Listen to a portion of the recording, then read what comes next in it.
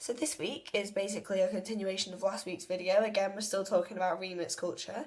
This week's text is by Lev Manovic, and it's called What Comes After the Remix. So Manovic mentions that remix as a practice of authorship is made possible through electronic and digital technologies, and through this it's dominated the 2000s. So with the creation of Web 2.0 and everything, this remix culture that we're in now has dominated the 2000, like this millennium basically, and this generation is centralised around this remix culture. Not only does Manovic think that many cultural and lifestyle arenas are now governed by remixes, but he also says that computer technologies and electronic musics are a metaphor for the rest of culture today, which I'm not really entirely sure I agree with.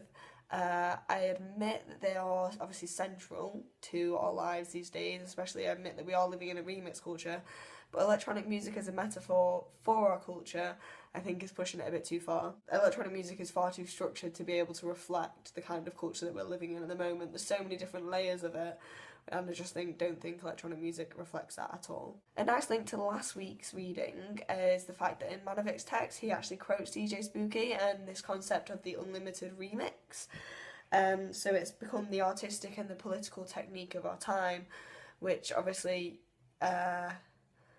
I kind of mentioned at the end of last week's video. So when I was mentioning about this idea of every generation having their own soundtrack and that kind of becoming a live track, because everything we do is kind of either some kind of rebellion or statement of who we are. So I think it is an unlimited remix. Like, all these different elements come into each individual person and it creates that individual. Every individual in that sense is a remix of all different styles and sounds. So at the end of this big remix culture discussion that we've been having over the past 2 weeks, I'm going to end with the same question that Manovic ends with. What comes after the remix? So is there going to be some kind of like higher entity? Is it going to go further, or are we going to regress again and have a more retro kind of, maybe like flashback to the 80s or something?